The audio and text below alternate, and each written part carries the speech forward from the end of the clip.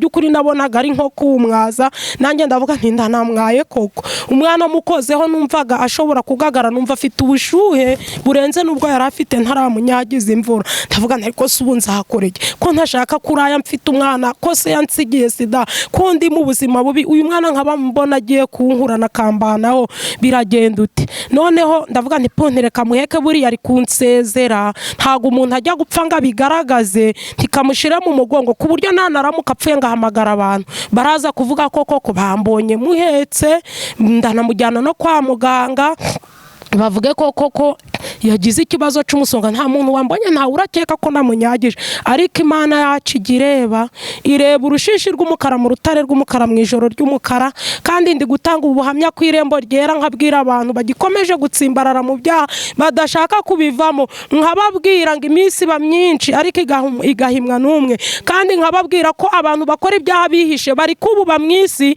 ariko mu ijuru bari kubareba ndashaka kubatangariza ko nta cyahishwe kitazahishurwa kandi ndashaka kubwira abantu bakora ibyaha biherereye kijisho ry'Imana ari umuhigi rijya rihiga rikavumbura reka mbabwira Imana kibabarira icaha ariko ingaruka zacu umuntu akazirengera shaka tuzabona kandi nidukomanga ku rugi tuzakingurirwa nsengeye imitima nanone Mana yumvishije ubu buhamya bwuko wankijije sida bwuko wankijije ubugome mu izina rya Yesu Kristo Mana reka abantu barabagome reka bahinduke reka abarwayi bakire kandi umuntu uteze amatwi iranga wa umwana areremberwa n'amazi usibye utuguru n'utuboko nari nsigaye ndi kubona ari kugira gutya ndavuga nti hatagira umuntu uzagahita abibona agahita amururiza polisi nahise nzamujaburamo ariko umugambi ko ari ukumwica ndamukarabya nkuko satani yangiriye inama ndamusiga ndamwambika ndangije muryamishije mbonaho kugira ngo umwana cyokoze namugejeje ku buriri atangira gutitira komanya uduhanga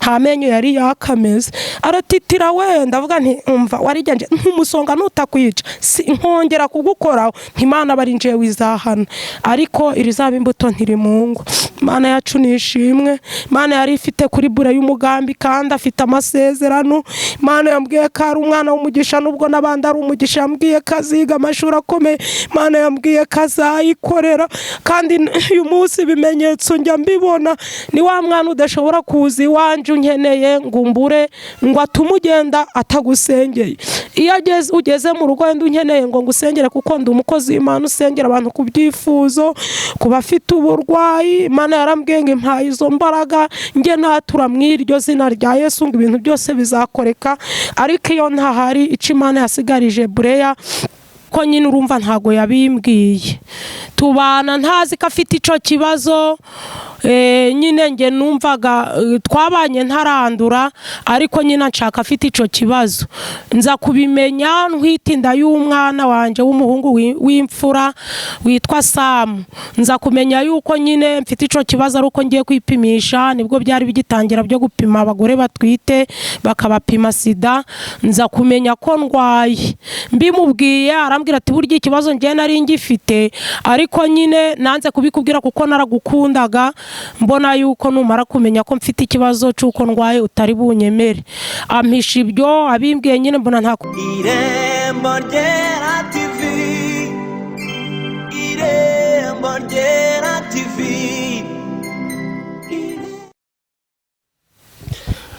ndagira ngo twongere tubasuhuze inshuti bakunzi b'Irembo Ryera tubifuriza umugisha w'Imana aho muherereye cyane cyane ku bari mu bihugu byo hanze ubwo no kuvuga hakurya y'amazi ariko kandi ntago twarenze ingohi abanyarwanda biwacu abantu bari hano mu mujyi wa Kigali mu ntara zitandukanye mwese turabaramukije ndi muri cya kiganiro rero twita imizi y'ikizere mu rusobe rw'amateka yacu aho tugaruka cyane ku bintu twagiye tunyuramo ibyagiye bituranga ibyagiye bitubabaza ariko kandi tukagomeza tukubaka ikizere Imana ikatwakamo ikizere cy'ejo aho tugana turi kumwe rero n'umubyeyi mwakunze kubona cyane imbere ya kamera z'Irembo Ryera wagiye utubwira ubuhamya yakoze nawe amateka akomeye nawe afite urusobe rw'amateka kandi rurenze aho yabaye indaya agahagararira imirenge 5 ndetse akabazwi akaba yarabitorewe sinavuga ko yabiherewe igikombe ariko ubwo arabyiyemerera ko yabikoze ni ibyaha yemera aravuga ati ngeze no mu rukiko rw'ijuru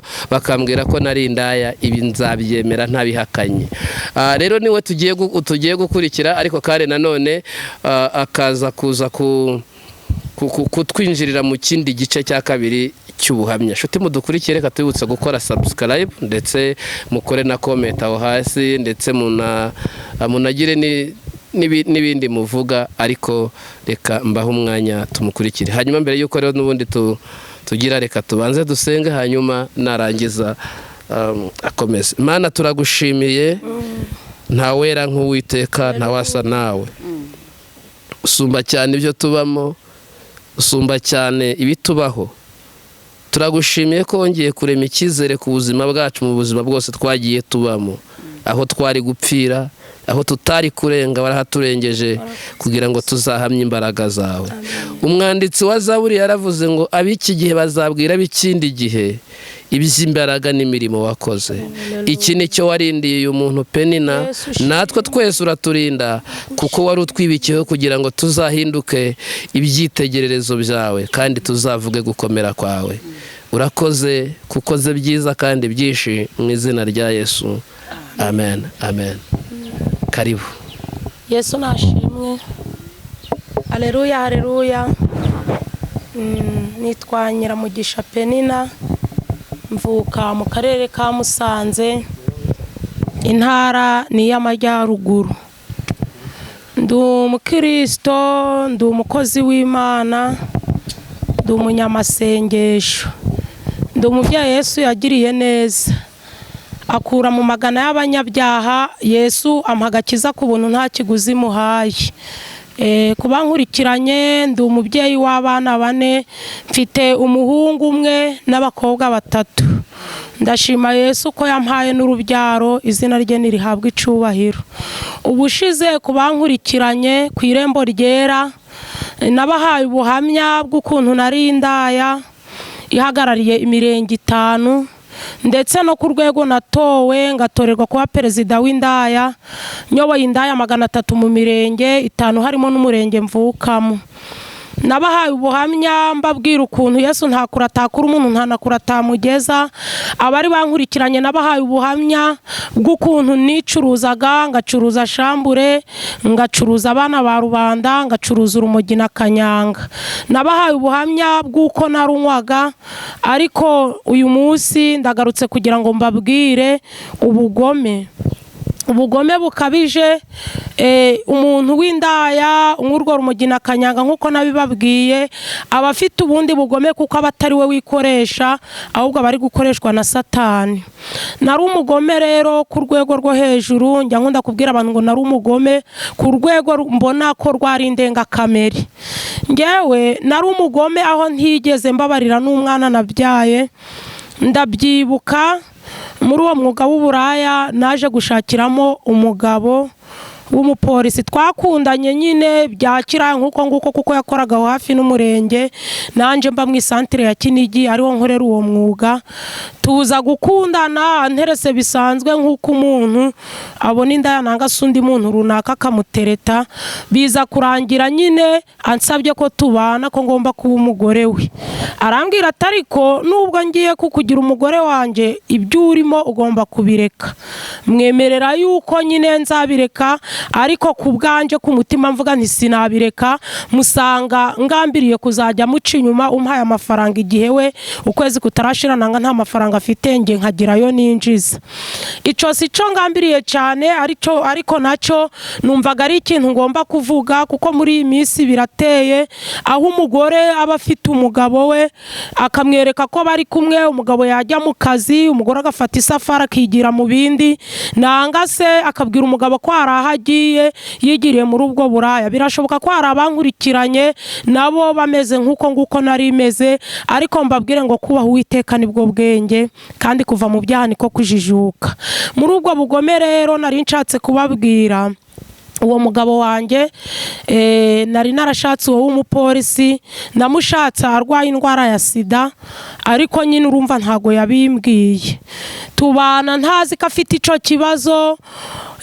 nyine nge numvaga twabanye ntarandura ariko nyine nshaka afite ico kibazo nza kubimenya ntwite inda y'umwana wanje w'umuhungu w'imfura witwa Sam nza kumenya yuko nyine mfite ico kibazo ari uko ngiye kwipimisha nibwo byari bigitangira byo gupima abagore batwite bakabapima sida nza kumenya ko ndwaye mbimubwiye arambwira ati burya ikibazo ngiye nari ngifite ariko nyine nanze kubikubwira kuko naragukundaga mbona yuko numara kumenya ko mfite ikibazo cyuko ndwaye utari bunyemere ampisha ibyo abimbwiye nyine mbona nta kundi ndi bubigenze ndabyakira ariko nanje mpita niga ubugome bwanje butangiriraho iyo ndimana yaramfashije ndayibyara nyibyaramo umwana w'umuhungu nuko ariko nyine nawe urabyumva iyo sida nanje nari narayanduye nabimenye ubwo nyine uwo munsi ntwite umugabo wanje we biza kurangira apfuye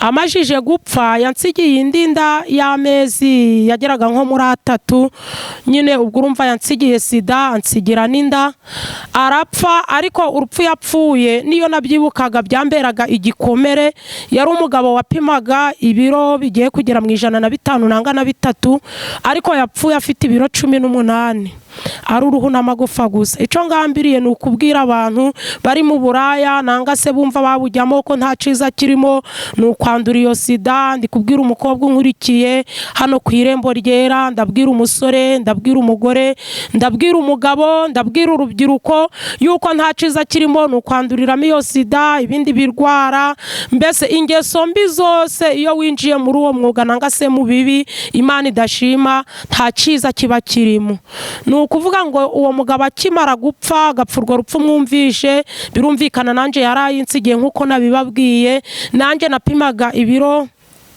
75 navuye kuri ibyo biro 75 nari maje kubyara iyo nda ya kabiri yaransigiye nyibyaramo umwana w'umukobwa ariko nanje uhagaze imbere yanyu nanga se mubona aha ngaha kuri urubuga rw'irembo ryera nageze ku rwego rwo gupfa ubu njewe uraha imbere yanyu mureba navuye kuri ibyo biro 78 ngera ku biro 20 mva ku basirikare 600 barinda umubiri nsigarana abasirikare 4 nari naracuramye umutsatsi narabyimbye amatama narabyimbye ibirenge mbese nageze kuri urwo rwego aho nananutse inyama zivaho nsigarana amagufa urugero nashakaga nko kwicara ahantu hasi kuko numvaga igihe cyose nta mbaraga mfite murabyumva kuva kuri ibyo birukagera ku biro 20 niyo nicaraga nk'ahantu hasi atari ku gatebe narahagurukaga twatugufatwa ikibuno iryo hirya n'iryo hino yari yaragiye abagurya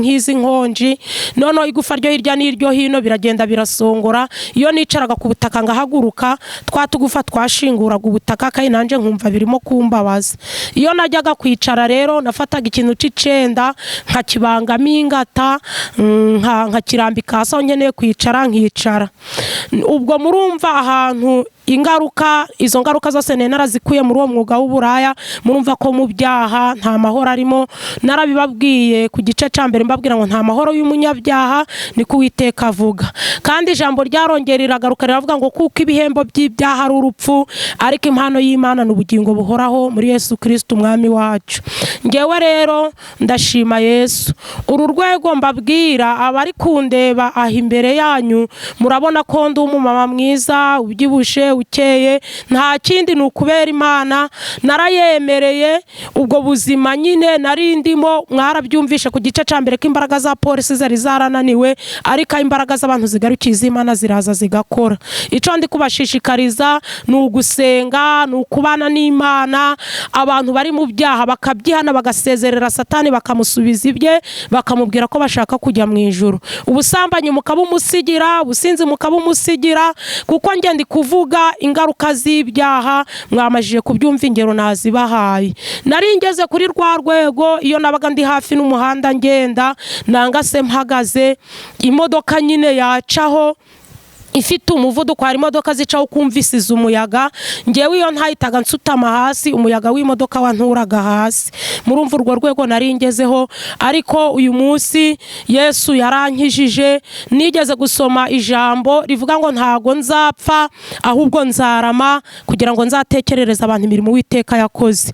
Mbwira abanteze amatwi bashobora kuba barahuye n'ingaruka muri ibyo byaha, warahanduriye sida, warahuriye n'uburwayi bugutera ubugumba, nta kindi gukiza ibyo bikomere usibye gusenga no kwizera Imana, ukayiyegurira ikakubera umwami n'umukiza ku buzima bwawe. Ubwo rero ushobora kubura ukavuga uti se nimba Imana yarakijije Penina kuri uru rwego turi kumubona tubwira ko yarwaye sida, uyu munsi bikaba bitamugaragaraho, wowe nawe uraho unyumva ukavuga uti se nje nakora iki kugira ngo Imana inkize, nakora iki kugira ngo mpabwe imbaraga zo kugira ngo nanje nkorera Imana nkuko Penina ari kuyikorera. Wenda ushobora kuba ari icifuzo ufite cy'ubwo burwayi wanduriyemo, nanga si wazaniwe n'umugabo. Hari abagore benshi bazanirwa n'abagabo uburwayi batakoze ico caha, hari abagabo benshi babuzanirwa n'abagore, kuko ingeri zose hari uko Satana twaza umuntu igitugu runaka ku giti ce. Ushobora wenda kugira icifuzo ukavuga uti se nakirane. Ngewe rero njya nkunda kubwira abantu ntago ari ko abantu bose Imana izabafata ngo ibashire ku murongo ngo ibakize sida. Imana ishoboye no kukurindira muri ubwo burwayi, waba unageze nkaho ngaho nari ngeze, Imana ikagusubiza kubaho. Imana yacu irakiza, Imana yacu irahumuriza, Imana yacu iyo wayiringiye iguha amahoro, iguha ihumure. Nza abantu rero bigeze bambwira bati se kuvuga ko Imana yagukijije sida, natwe ubu ngubu twizere dusenge ibya serivisi ya vitanga imiti tubivemo natwe izadukiza. Ndababwira nti oya, nuba bankurikiranye bateye kubyumva ukundi, ntago kureka umuti wa muganga kuko uramutabara ubuzima, ntago ari byo nje kukubwira ngo ureke umuti wa muganga, ahubwo umuti urawukurikirana ugakomeza ukawunywa unasenga Imana. Iyi Mana mubona yongeye kumpindura umuntu muzima, birashoboka ko nawe yakurinda ikakurindira muri ubwo burwayi. Birashoboka ko yemereye n'abazima batarwaye bapfa bakagusiga. Kubaha Uwiteka nibwo bwenge kandi kuva mu byaniko kujijuka. Yesu abaha umugisha rero ku bantu bankurikiranye, ku bantu bakurikiranye iri rembo ryera. Ndahari kuvuga imirimo n'ibitangaza Yesu agenda akora. Umuntu wese wumva akeneye kurengerwa n'Imana naze. Ijambo ryarambwiye ngo yemwe abarushe n'abaremerewe nimuze munsange ndabaruhura, mwemere kuba abagaragu banje munyigireho kuko noroheje mu mutima. Yesu aracaretse ibiganza, araciciye ku ntebe y'imbabazi, arahamagara abarushe n'abaremerewe. Birashoboka ko nawe waba urushe nkuko narindushe, ariko Yesu ni karuhura. Uko Yesu yarari kera n'uyu munsi niko akiri. Njya nkunda kubwira abantu ngo iyo arambuye ukuboko nta muntu ujya uguhina, iyo akinze nta muntu ujya ukingura, kandi iyo akinguye ntawe ukinga. Imana yacu rero ntago ijya yitiranya amazina, ntago ijya ivuga amasigara cicaro. Kandi mbwira umuntu nteze amatwi ku bintu yumvaga bimuhagaritse umutima, yaba ari imbaraga z'abarozi, yaba ari uburwayi, muhumurize ngo nakomere, ko ntago umuntu abayeho ku mugambi w'abantu, ahubwo wumve kubayeho ku mugambi w'Imana. Ndashaka kukubwira amagambo akomeye wowe unkurikiranye kuri iri rembo. Ndagira ngo nkubwire ngo uteshe agaciro ibyo abantu baba barakuvuze, uha agaciro icyo Imana yakuvuzeho. Ndashaka kubwira abantu ku ijambo nkunda kubabwira ry'ihumure. Ijambo ryarambwiye ngo ihanganira igicuku, tegereza igitondo, inkoko yabika itabika ariko amaherezo buzaca. Ijambo ryarambwiye ngo kurira kwararira umuntu nijoro, ariko bwaca mu gitondo impundu zikavuga. Reka mbwira abantu banteze amatwi baruhijwe, mbabwire ngo Imana iyo ariyo yagukereje, igihe kigeze iragutegera. Kandi Imana itinze kugutabara, ariyo mwavuganye koko ikaramukije kugutabara, Imana igishiramo n'indishi z'akababaro.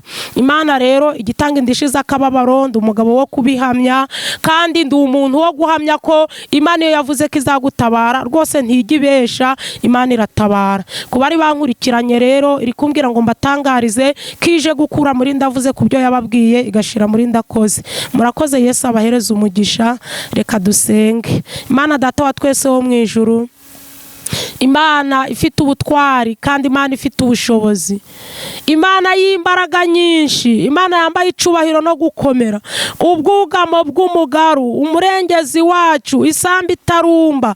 Turagushimye, turaguhimbaje. Oh haleluya, ubereye mwiza bagutegereje, izina ryawe nirishimwe. Ijambo ryarambwiye ngo nidusaba tuzahabwa, ryarambwiye ngo nidushaka tuzabona, kandi nidukomanga ku rugi tuzakingurirwa. Nsengeye imitima nanone Mana yumvishije ubu buhamya bw'uko wankijije sida, bw'uko wankijije ubugome, mu izina rya Yesu Kristo. Mana reka abantu bari abagome, reka bahinduke, reka abarwayi bakire, kandi umuntu uteze amatwi iri Rembo Ryera TV Mana rimuhindure, ubuhamya bumuhindure, kandi umuntu wese ahindukire kugukorera. Urakoze kuko ubyumvise.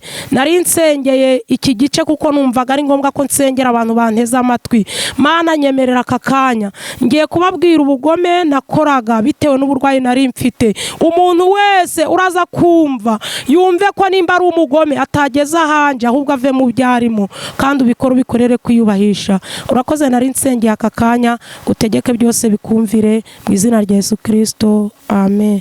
Umwuka nagiye ku mukobwa wundi wakoraga hafi n'iyo hoteli bita Evergreen, ngenda nyine nawe ngira ngo amfashe mu gukuramo iyo nda, kuko naravugaga ndwaye sida, umugabo wanje yarapfuye, ndi kugenda nsaza, ubuzima bw'uburaya mbese mbona bitangiye kundusha. Ndavuga ngo rero sinshobora kubyara undi mwana wa kabiri, byanze bikunze iyi nda nzayikuramo.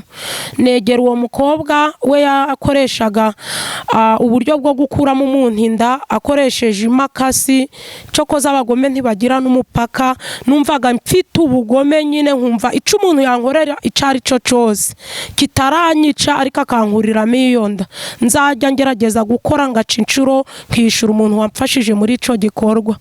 Namugezeho rero mubwira ikibazo mfite, arambwira ati ndifite ameza ngahe, ndamubwira nti ndifite ameza 4 ndetse igihe no kuyarangiza. Arambwira ati rero ibintu ndagukorera birababaza ariko uri bwihangane, aturame 50,000. Ndamubwira nti ndayaguha. Nari nyafite, nababwiye ko nibaga nkayarundanya ngasambana nyine ngira ngo nyifashishe. Yaranjanye ahantu hameze nk'iseta nyine mu cyumba, arandyamisha, yari yamanje kunyereka ibyangombwa ko yigeze kuba umuganga. Nyine arambwira ati byo nkora ndabizi ariko birakubabaza ushinyirize. Ku gitsina gore kinkurikiranye kuri iri Rembo Ryera, murabona ahantu muri maternity aho abagore babyarira, hari ahantu muganga kwinjiza, urambika akaguru n'akandi nyine kugira ngo abone uko agufasha kubyara.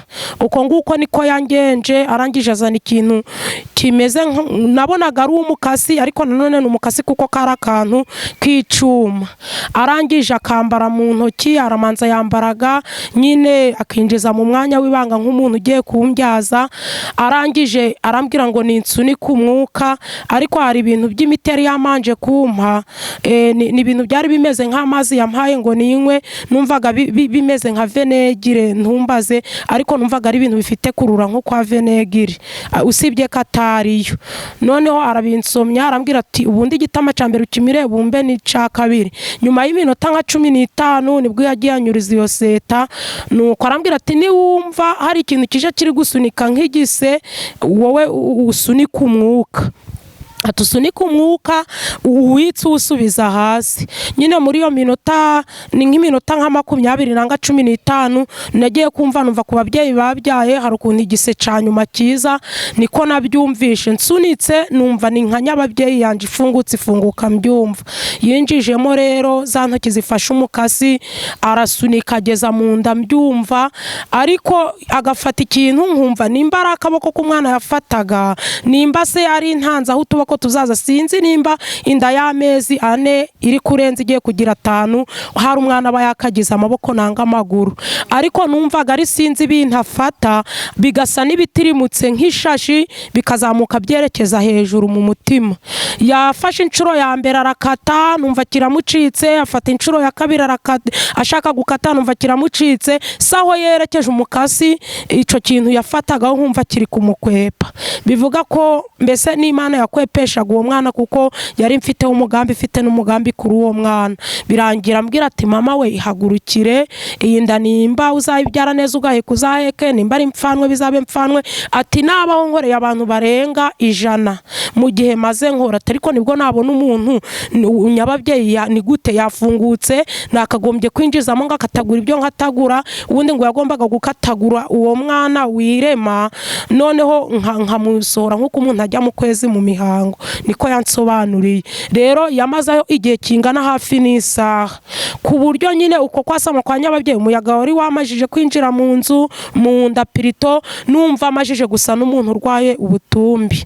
Arambwira ati yururukire, byananiye 50 byawe bijyane. Nururuka aho ngaho, murumva ko aho ngaho Imana yimanye bureya kubanteza amatwi banande bani mu mpere Yesu icubahiro, kuko icubahiro ni Imana ntawe bazagisangira. Umwana rero byaranze ndirankurana, ndatega ndega bisi njyaho bita Kampala, ahantu bita Mubenda. Abazi mu gihugu cy'Ubuganda bari kuhumva, hari umudamu gukuramo inda ku rwego, mbese ngakuramo inda sampurusa 100% ngo n'umuntu uzi gukuramo inda. We rero yarandyamishije ngo abikora mu buryo bwa gakondo, nawe nageze yamvugutira imiti yarayimpa, inda yinsiga kunda, nawe anyuriza iseta nk'iyo mukobwa wo kuri Evagorine yanyurije, nawe afata ibintu bibiri by'ibiti. Murabona isombe yivaho imyumbati nanga se yivaho ibicucu by'isombe biribwa, ntago nzi ngo ni ku kihe giti yahaguye, ariko yazanye ibiti bibiri biresha bigufi. Aho yarandyamishije nawe yarambwiye ngo ninsunike umwuka, nsunitse umwuka nimba ari wa muti nari nyoye, nabwo urumva na hantu nagiriye ububabare burenze uko nagombaga kureka nkabyara uwo mwana.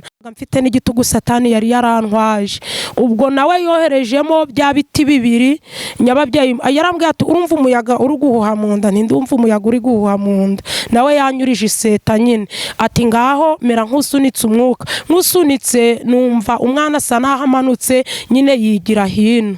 Uwo mukecuru ni umumama ukuze nyine ufite nk'imyaka nka 55, yinjijemo ibyo biti bibiri by'isomba biringanije, kimwe agifatisha hirya n'ikindi agifatisha newe ntago ari amaboko yakoresheje, nyine byari biti bihaguye bimeze nk'ibihanda. Akajya kurura, yakurura akambwira ati we ati ndagifasha, ati hangane we kwinyeganyeza, yagira ngo akurura agejeje hagati aho kurura ngo akizane mu matako nyine nk'umuntu byara, kikongera kikazamuka kigasubirayo. Bikorwa inshuro nawe zirenga nk'icumi nkiryamye kuri iyo seta. Nawe arambwira ati byanze ihagurukire, we kwirirwa rwose wumva ko hari ikindi kintu ndi bugukorere, genda utegereza ahubwo ayo mafaranga wagombaga kumpa, ati ndabizuje ahangaha bakundangiye kubera ko ahandi byanze. Ati wowe igendereye amafaranga rwose nkugiriye inama, uyagure isume, uyagura agashuka, uyagura amavuta yo kwisiga, uko umubyeyi yitegura kubyara. Atugenda ubibike, ati naho ibyo urimo, ati uyu mwana ati ni inzirondo, ati birananiye. Nawe narururutse kubanteza amatwi, murumva ko nagerageje ubugome bwanje ngo mbukoresha, ariko bikarangira Imana yimanye uwo mwana. Uwo mwana rero ni umwana w'umukobwa bamwita Uwikunda Bureya.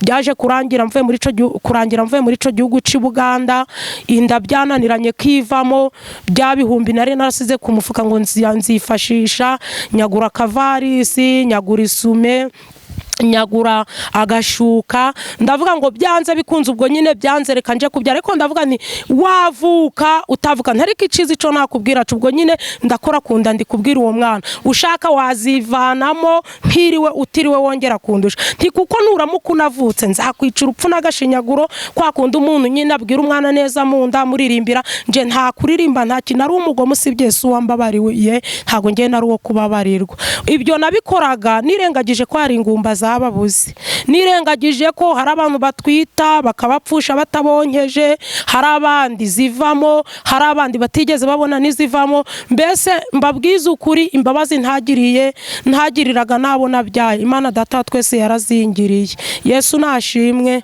Kubankurikiranye ku Irembo Ryera TV, ndagira ngo mbabwize ukuri yuko iyo agakiza kaza kuba kagurwa nta muntu wari kuzakangurisha, iyo umwana w'umuntu aza kuba babarira nta muntu wari kuzambabarira. Ndashaka kubabwira nanone, natangiye mbabwira ngo ubugome ukuntu nari umugome. Umugabo wanje akimara gupfa ansigiye iyo nda y'amezi 3, ngewe ubwanje ubwo ngubwo nahise niheba, numva ko ubuzima bwanje burangiye. Mwabyumvishe ko nababwiye ko indaya kenshi nta mpuhwe zijya zigira, nubwo hari abazigira ariko ntago ari bose. Ngewe rero nari umugome aho ntagiriraga imbabazi n'uwo nabyaye. Iyo nda umugabo akimara kuyinsigira ifite amezi 3 yaransize iwabo. Namajije kumushingura nyuma y'icumweru kimwe, nsezera mukecuru we ari we mama we wamubyaye mabukwe. Ndamubwira nti ubuzima bw'icaro sinabushobora, wari utumye mpabana umugabo, none arapfuye ndagiye nigiriye iwacu. Arambwira ati nimba ariko wumva byanzuye genda. Nafashe ivarisi nshiramo imyenda y'umwana wanje mukuru, nshiramo yanje n'utundi tuntu nari nshoboye harimo akamatera n'udusafuriya n'udusahane, mfata inzira. Ariko mbwira mukecuru ko ngiye iwacu, ariko umutima mubi w'ubugome wambagamo wari umajije kunyumvisha ko ngiye kugenda ngasubira mu iseta aho nari nsanzwe nkorera uwo mugabo ataranjyana iwabo, ngakora umwuga w'uburaya, nkaza kubona amafaranga azamfasha mu gukuramo iyo nda. Kuko numvaga iyo nda ntashobora kuzayibyara, naravugaga nti umugabo iwabo nubwo yarapfuye ntago bankundaga, nta n'umunane yapfuye bari bakampaye wenda ngo mvuge ngo nzahicara ngugurishe nanga se nkuhingira abana. Muri make bwari ubuzima bugoye.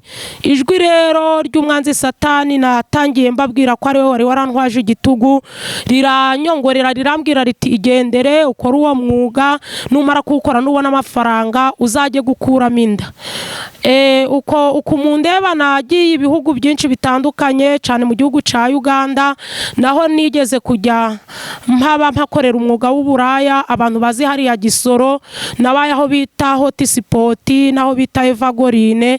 Umutima niwo wahise unyerekeza, ni umugabo w'umufumbira bitaga Muhawe yari yarambwiye ati niwumva ukeneye akazi uzagaruke. Nakoreye ayo mafaranga rero, ariko umutima wanje waramajije kuzura ubugome. Amafaranga nyabonye nafashe inzira nerekeza aho ngaho Igisoro mu gihugu cy'Ubuganda, ndagenda nsaba akazi aho ngaho kuri iyo bara. Databuja kuko twari dusanzwe dukorana aranyakira, arangije arambwira ati se ko mbona wagira ngo uratwite akazi uri bugakore gute? Ndamubwira ntago ntwite n'ukubyibuha nyine, urumva kuko gahunda kwari ukuyikuramo, ntago nagombaga kumubwira ko mfite inda. Arambwira ati okay, ati ngaho rero kuraje akazi keza. Nakoze akazi yari kudufaranga ntwibitseho, ndavuga ngo ariko nubwo ndi gukorera aya mafaranga ku mutima, hano nteganya ko uwo muntu wankuriramo inda natayikuramo nzatega nje no na Kampala. Narabigerageje, ndabyibuka naragiye ahantu muri farumasi, nihererana umuganga mubwira nyine ico nshaka ko nshaka imiti yo gukuramo inda. Anca amafaranga hinganye n'amanyarwanda 45,000. Ndamubwira nti nabona 30,000 kandi nabwo nkayaguha mu byiciro, aruko mbonye ikibazo mfite kigize gute kigenze neza. Arambwira ati ayo mafaranga ntago agabanwa nayo ngayo umuntu atanga, ati ubundi nkaguha imiti. Mu byukuri yampaye imiti ndayinywa, inda yari igeze nko mu mezi 4, kandi abandi mbizi neza rwose ko iyo miti yajyaga ibafasha. Nari ngiye gukora ibyo nari nsanzwe nzi abandi nabonye bakora, barayinywaga inda bakazihagarika nk'uko umuntu ajya muri toilette akihagarika. Ngewe imiti nayinyoye inshuro zigera muri 4, marakire ya mbere ngasubirayo. Murumva amafaranga natakarije byari 100,000. Inda yanga kuvamo. Nshaka kubabwira ko Imana itagutanze nta kintu umuntu yagutwara. Kubanteza amatwi kw'irembo ryera navuze ijambo rikomeye, ndavuga ngo Theo yararirimbye aravuga ngo irizaba imbuto ntirimungwa, andi yose aramungwa, ngo ariko irizaba imbuto rigasigara bakaritoragura mu bihu ariko rikazamera. Imana yari ifite umugambi kuri uwo mwana, iyo nda ntago yigeze ivamo. Nshatse kukubwira ko Imana igufite umugambi, uhumura ibiguhiga ntaco byagutwara. Yarinze break amurindira mu nda ikamurengera, nawe yakurengera. Mu byukuri ntago nagarukiye aho, amafaranga narayakoreye. Kubanyumvisha ku gice cya mbere mwumvisha ukuntu nari umujura. Umukiriyo yazaga kamara kunywa agasinda, namwishuzaga 2, yabegamye nkabakura mu mufuka kugira ngo ngwize amafaranga nyine yo gukomeza ubwo bugome. Nabonye bidakunze aho ngaho, nimukira ahandi bita Evagorine, nayo ni hoteli y'uwo mugabo. Ho numva ngiye gukoresha izindi mbaraga. Hari umukobwa hafi wari uhakodesheje yakuragamo inda akoresheje nyine imbaraga ze. Hari ukuntu yinjizaga umukasi mu nda y'umuntu nyine aciye mu mwaruka ngasanga ari muzima. Naho Yesu yarahabaye. Nshuti munkurikiye, imvura yaramunyagiye iramunyagira iminota igiye gushika nka 30.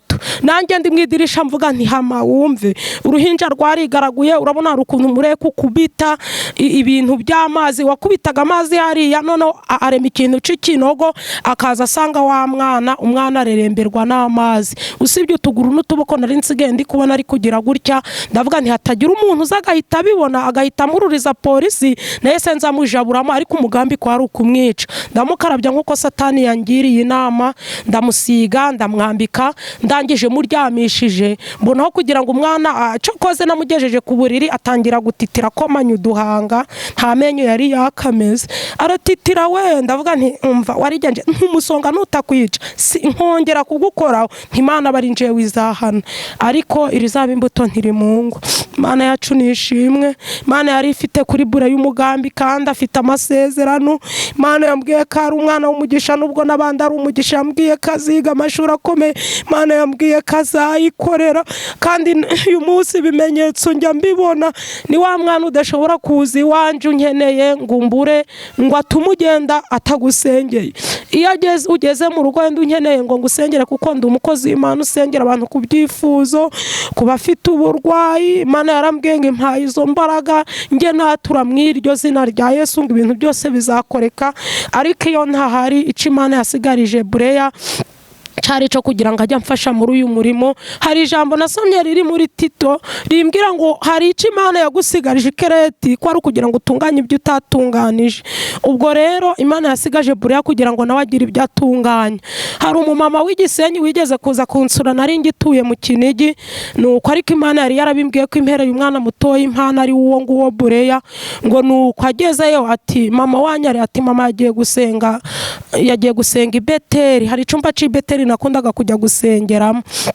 Ati se none haraza ryarate mama ashobora kugera hano nijoro nyine. Ubwo ni musaza we wari uri kubibwira uwo mumama. Nuko Burana wahitaza kari kamaje kugira nk'imyaka 4 hafi n'igice, ngo yuko umushakira iki, ngo ndi kugira nyine ngo nsengere, ngo ariko reka nandika agapapuro ngo nkabasigire, ngo noneho ngo naza ngo mukamuhe ngo kariho ibyifuzo. No Bure injira mu nzu ngo usengere. Imana iri muri mama nanje iri muri njewe. Mu by'ukuri uwo mama yari afite ibyifuzo byinshi, ngo ariko afite ikibazo umugongo kimukomere. Sinzi nawe nimba afite telefone igezweho, nzi neza ko ashobora kuba neza amatwi nawe ari kunkurikirana. Ngo umwana wanje mu makuru bampaye yamwinjije mu nzu, ndetse nyir'ubwite niwe wabinyibwiriye, ngo nuko aramusengera akoze ku mugongo. Bavuze amagambo akomeye ati Imana mu izina rya Yesu, ati nsengeye uyu mumama urwaye umugongo, yaraje aje kureba mama, none mama asanze adahari. Nyine ntiyarazi kuvuga neza, ariko yabivugaga byumvikana wakabyumva. Ati iri muri mama nanje iri muri nje, ati ndamusengeye ngo umugongo ukire mu izina rya Yesu. Atamina. Abwira uwo mumama ati haguruka. Uwo mumama arahaguruka. Haciyemo nk'icumwera arampamagara kuri telefone arambwira ati Peni ati naragusuye ndakubura, atabana barabikubwiye nti atari ko Bureya we ne narabahaye uhamya. Ati harya urani we wishakanga gupfa? Nti ati ntago yagombaga gupfa. Ati umugongo wakize. Ico naco njya ngishimira Yesu ko ari cyo yasigarije Bureya. Ni wa mwana ufite ubwenge, nubwo akabana katajya kabura, ariko nshima Yesu ko yandindiye umwana namuryamishije ku buriri mukuye aho muri iyo mvura nari mbabwiye, yari yaguye nk'ahantu hari mu gihugu hose. Nuko mbona atangiye guteraguza amaguru n'amaboko, akajya ashinyika uduhanga agira gutya. Mu by'ukuri nabonaga ari nko kumwaza. Nanjye ndavuga nti ndanamwaye koko. Umwana mukozeho numvaga ashobora kugagara, numva afite ubushuhe burenze nubwo yari afite ntaramunyagiza imvura. Ndavuga nti ariko subu nzakorege ko ntashaka kuraya mfite umwana, ko se yansigiye sida, ko ndi mu buzima bubi. Uyu mwana nkaba mbona agiye kunkurana kambanaho, biragenda uti. Noneho ndavuga nti pontereka muheke buriya ari kunsezera. Ntago umuntu ajya gupfa ngo bigaragaze ntikamushire mu mugongo ku buryo nanaramuka apfuye ngahamagara abantu baraza kuvuga koko bambonye muhetse, ndanamujyana no kwa muganga. bavuge ko yagize ikibazo cy'umusonga. Nta muntu wambonye, nta urakeka ko namunyagije, ariko Imana yacu ireba urushishi rw'umukara mu rutare rw'umukara mu ijoro ry'umukara. Kandi ndi gutanga ubuhamya ku irembo ryera, nkabwira abantu bagikomeje gutsimbarara mu byaha badashaka kubivamo, nkababwira ngo iminsi iba myinshi ariko igahimwa n'umwe. Kandi nkababwira ko abantu bakora ibyaha bihishe bari kububa mu isi, ariko mu ijuru bari kubareba. Ndashaka kubatangariza ko nta cyahishwe kitazahishurwa. Kandi ndashaka kubwira abantu bakora ibyaha biherereye ko ijisho ry'Imana ari umuhigi, rijya rihiga rikavumbura. Reka mbabwire Imana kibabarira icaha, ariko ingaruka zacu umuntu akazirengera. Ubu uyu munsi uri imbere, njye uri imbere yanyu, mu myaka 11 maze nkijijwe, na n'uyu munsi inshuti zanje ndacarwana n'ingaruka z'ibyaha. Hari abantu benshi bashobora kuba bavuga bati mbese Penina ni iki yakoze ku buryo akorera Imana kuri uru rwego hakaba hari ibintu bitagenda. Ndagira ngo ntangariza abanyibajeho n'abandi banteze amatwi ko Imana ijya ibabarira icaha, ingaruka umuntu akazirengera. Umuntu uri gukora ibyaha rero ashaka rekeraho, kuko ingaruka nizimara kuba nyinshi zizamubera umutwaro atazashobora kwitura. Data wa twese ashoboza abantu kubabarira, ashoboza abantu kwihangana. Nutwara n'iyo nda ubwira Imana uti warabyemeye, wemere ubyare, ubundi ikindi kigezweho wumve ko Imana ariyo muyobozi wawe, ubundi Yesu azagirira neza abantu bose bazemera kumugana. Bibiliya yarambwiye ngo ikunda abayikunda kandi abayishakana umwete bazayibona. Hagati rero aho ngaho ndumva nsojereje aho ngaho, uwo mwana wanje uyu munsi ariho agize imyaka 12, ni umwana ushima Imana. Nari natangiye mbabwira ukuntu nari umugome, ariko Yesu aha abantu imbaraga zo kwihana icaha. Imana amahoro itugirire neza. Mana nsengeye abantu bawe mu izina rya Yesu, izina rifite ubutwari, izina rifite ubushobozi, izina ribohora, izina dukirizwamo. Uri Imana ivuga bikaba, yategeka bigakomera.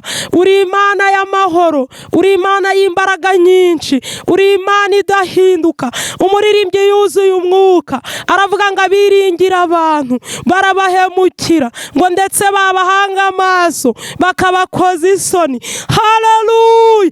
Aravuga ngo ariko wewe ntabwo ujya uhemuka, kandi ngo ntabwo ukoze isoni.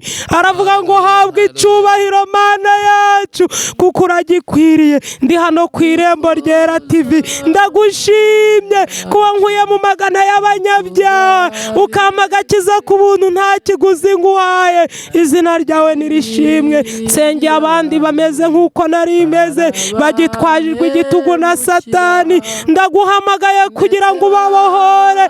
Iki gihugu kiruhijwe n'ibyaha, Mana dukirize igihugu. Ijambo ryarambwiye ngo abantu bawe nibihana, ngo bagasenga bagasaba Uwiteka, ngo bakareka ingeso mbi zabo, ngo uzabababarira ubakirize igihugu. Mana dukirize igihugu. Dore inzego z'umutekano, polisi, daso ndetse na ribu n'izindi nzego zigenza ibyaha, hari ibibarenga byabaye indengakamere, ariko nsengeye abo babikora ibyaha kugira ngo ubahe agakiza, ubahe kukumenya, bahinduke retabonevo, nabo babivemo kugira ngo izina ryawe rishimwe. Nsabiye abantu imbabazi, ndabizi hari abaciye bugufi mu mutima, bamajije kumva ko batageze ahanje. Imbabazi zawe nizibazeho, bababarira umugayo ndabasengeye, bababarira amafuti, bababarire gukiranirwa, bandukure mu gitabo cy'urupfu Kristo, ubandike mu cy'ubugingo. Nsengeye abantu bawe ngo nibakizwe kandi bahindukire. Urakoze kuko ubyumvise. Umuntu wese uzafungurira irembo ryera, reka ubu buhamya buzamuhindure, buzamubera impamba, buzamubera urwego, buzamubera agakiza, kazamugeza mu bwami bwawe. Urakoze singutotesheje amagambo. Mana ndatujeho ntutuze, Kristo ndacecetseho ntuceceke. Komeze kuturengera no kutugirira neza, mu izina rya Yesu Kristo urakoze. Amen.